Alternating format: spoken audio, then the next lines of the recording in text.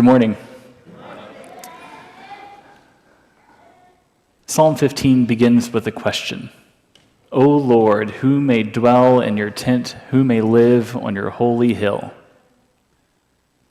It's not just any question, that is the question. Who belongs in the presence of God? Who can dwell near God's holiness and not be overwhelmed, consumed? Who can live in God's tent, that place of worship, of nearness, of glory, and not be undone? This is not an academic question. It's a longing. You can hear it in the phrasing, who can dwell, who can live there? This is not just about entering a sacred space once a week. This is about forming life around God's presence, about building your home, daily rhythms, your inner world around the reality of a holy God. There are places in this world that feel sacred. Are or not, doesn't matter. They just feel important. Maybe for you it's a place like this, or a mountaintop, or some place you like to visit on a regular basis. Or maybe it's a childhood church, or your grandmother's table, or the woods behind your house.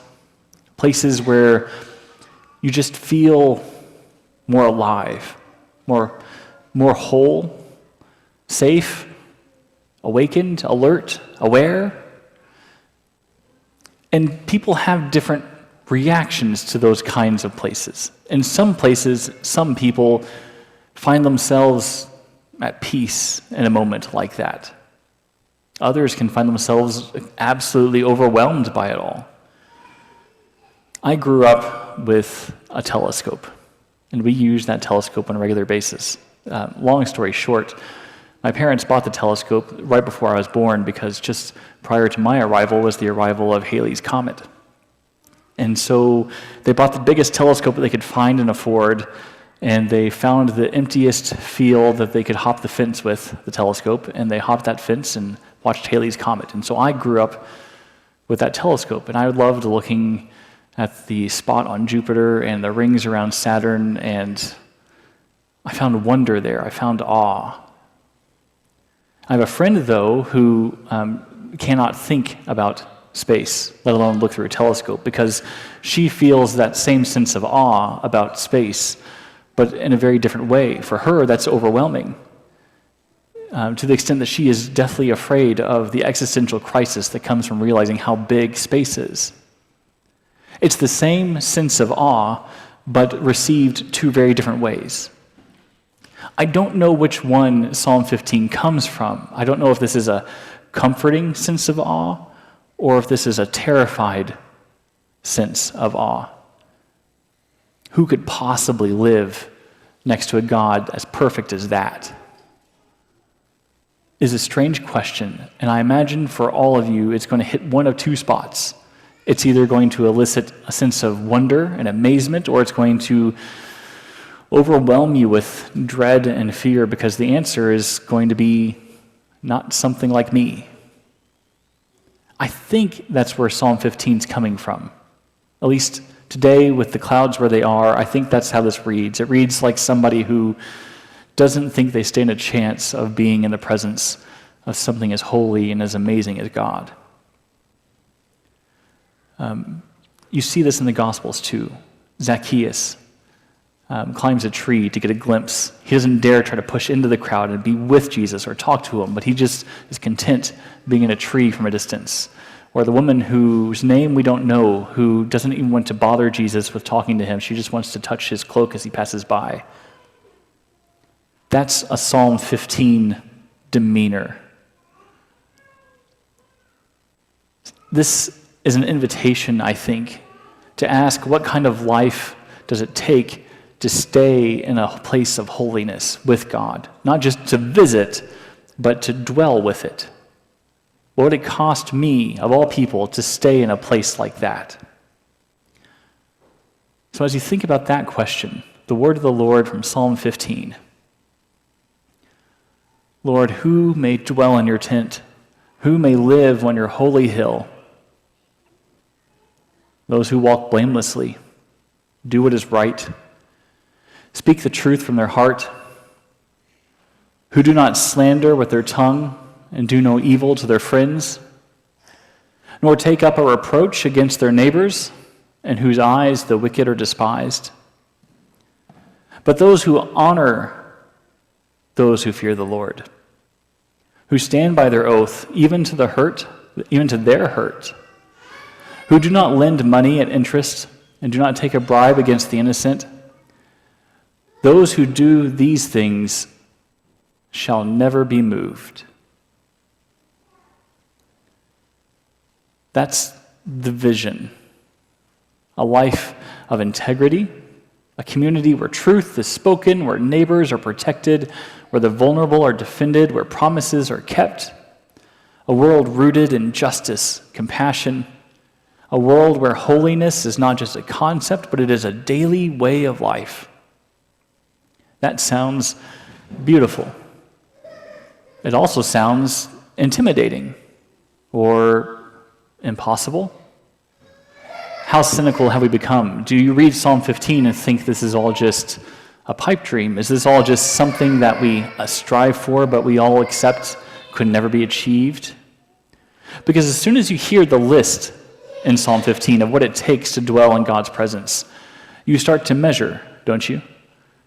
You wonder, do I belong there? Am I this kind of person? And if, like me, you very quickly realize before you get to the end of Psalm 15 that you're not, what then?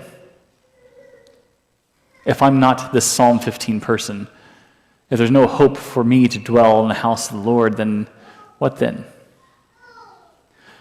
And the text doesn't offer much or any comfort to the self-sufficient. It doesn't lower the bar any. It doesn't say, and try your best to attain these things and God will understand. It says blameless, righteous, honest, just, faithful. And we, on most days, say that we had hoped that we could be that kind of person. But if we're honest, we realize that something about this picture feels far off. Not just because we fall short, but because the very world around us falls short. Our culture is one of curated appearances.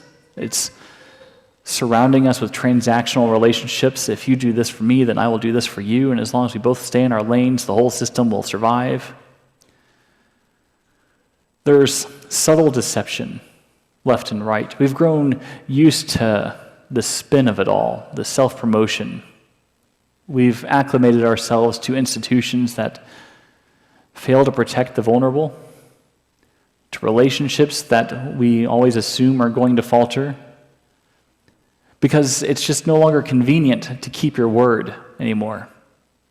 We'd hoped for more, and yet, even in the face of all that, Psalm 15 stands like this window into another world. This world where it's not perfect, but there's a presence to it. Not of earning, but of dwelling. Not of production, but of being. Psalm 15 is this window into a place where you could take your family on vacation and not feel guilty about it. Psalm 15 is this window into a universe in which you could miss a deadline and the world keeps on spinning. It's this glimpse into this alternate reality where you could be enough. Hold that tension just a little bit longer. Because here's where the psalm invites a deeper look. Our Christian tradition doesn't stop at the end of Psalm 15. It doesn't read isolation into this text. It reads into this conversation with the gospel something else. In conversation with the gospel, Psalm 15 means that we not only look at what kind of life the psalm is describing, but at the one who makes that life possible.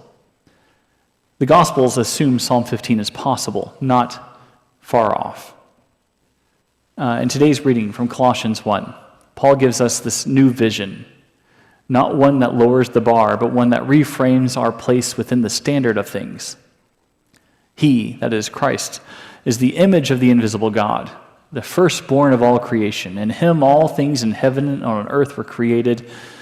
Same God you find in Psalm 15.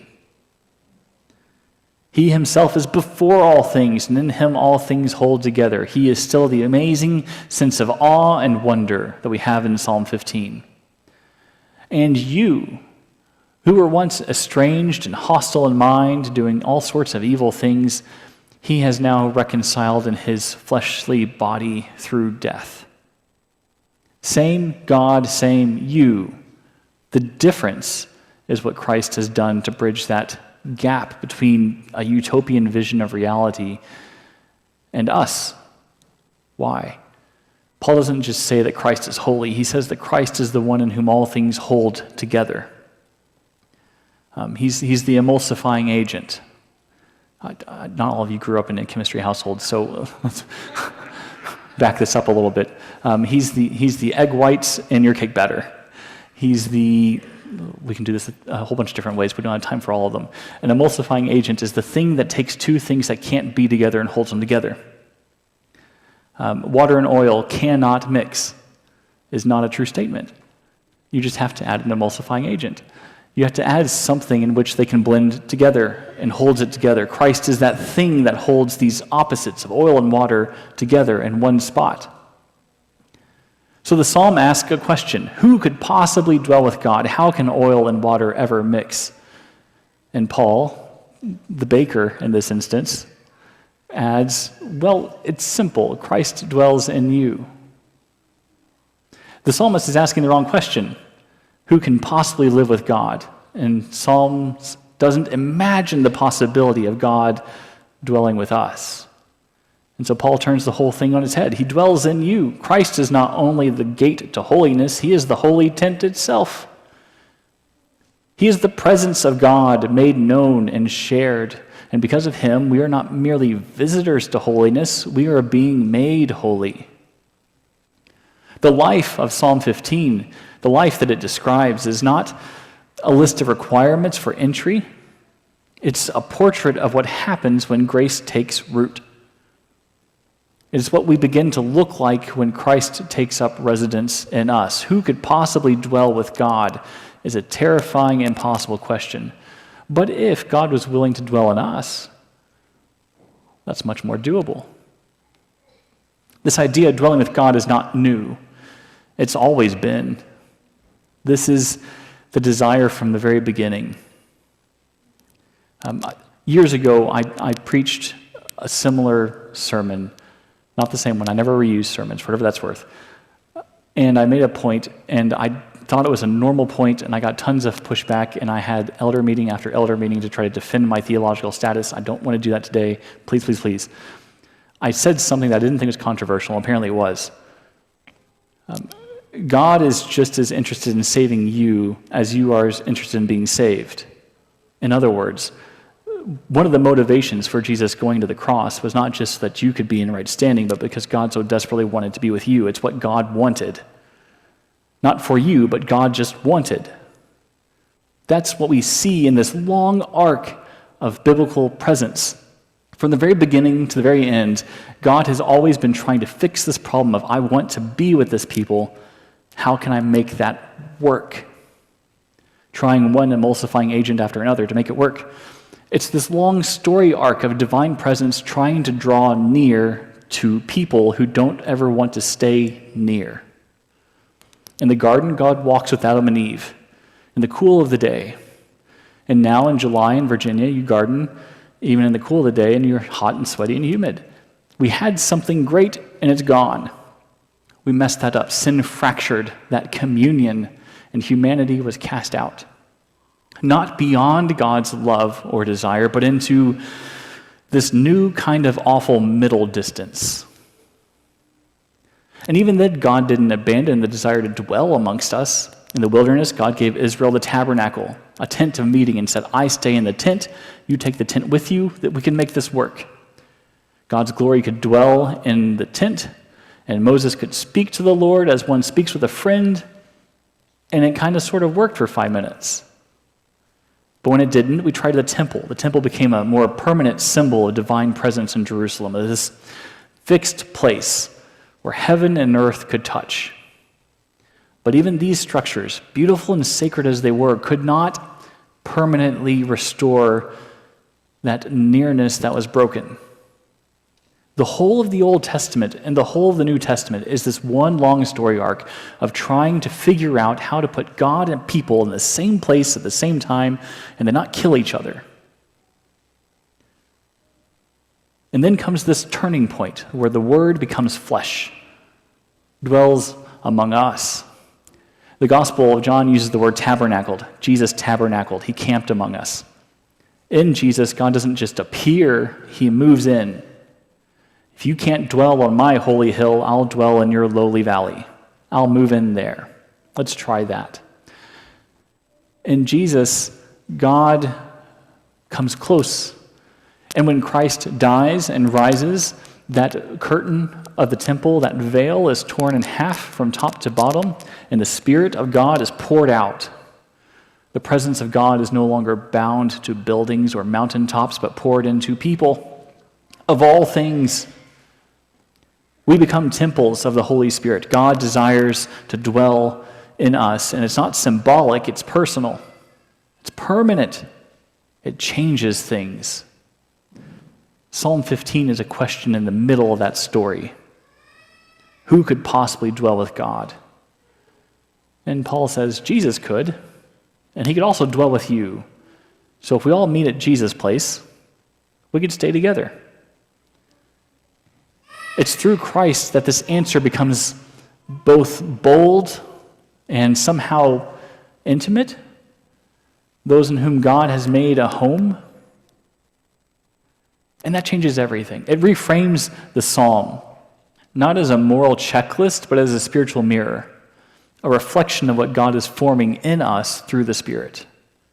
You're not these things, but the one who dwells in you is these things. Therefore, you are these things. It shifts the question from, am I good enough to belong here, to what might God be shaping in me as I dwell in God's presence? Am I changing enough to fit in here, to look like I'm part of this, to be part of this? Holiness becomes not a performance, but a posture. Not something that we can achieve, but something that we receive. And more importantly, something that we can embody. We talk a lot about incarnation, where Christ becomes one of us. There's the second half of that bit, though, where we also start to embody Christ and become carriers of the very presence and the very image of God. As much as Christ chose to become one of us, he chose to become one of us that we might become one like God. The scariest, most concise phrasing in the entire of all of Scripture, in my opinion, is in Paul's simple little words in 2 Corinthians.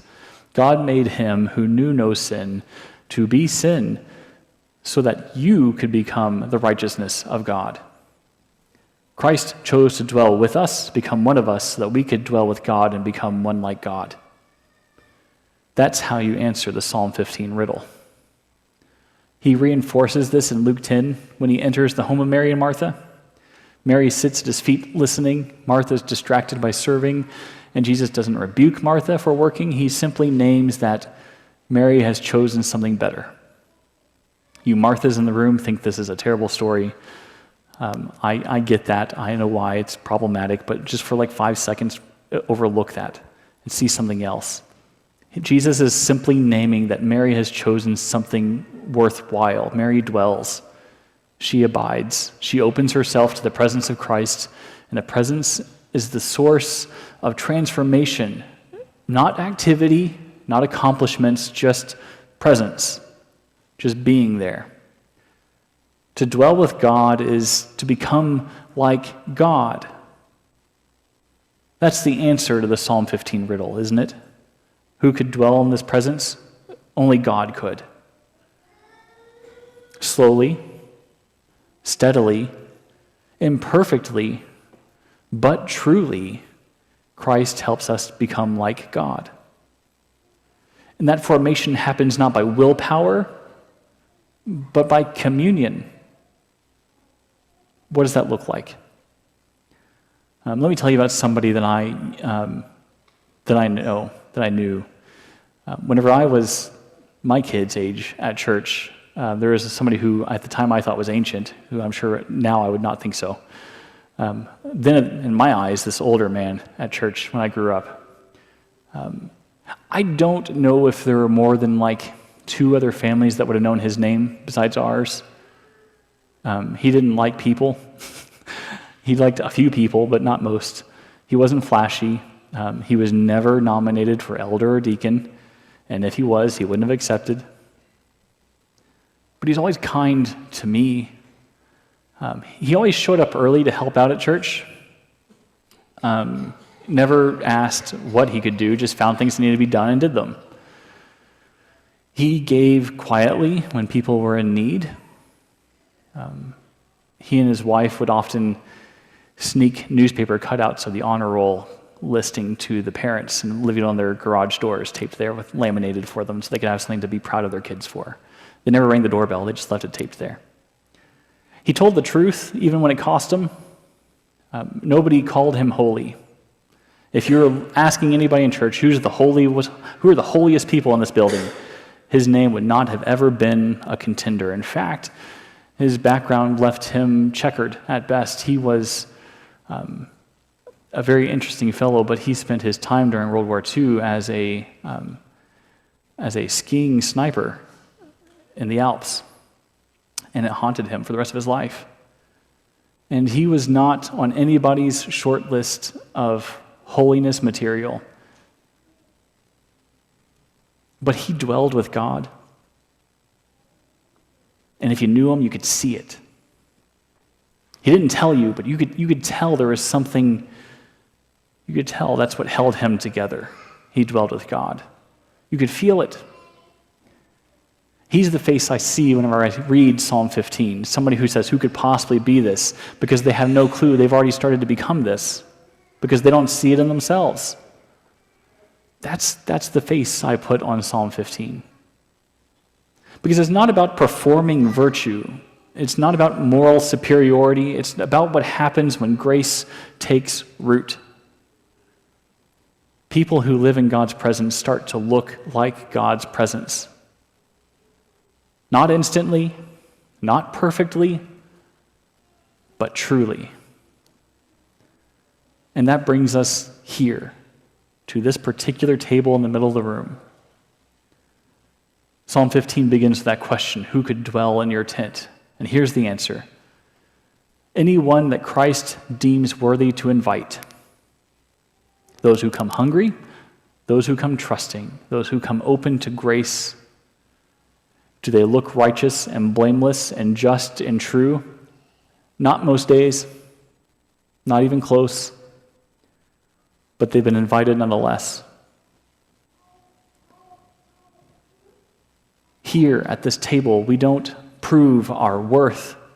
We receive the worth of Christ. Here, we do not earn a place. We are given one.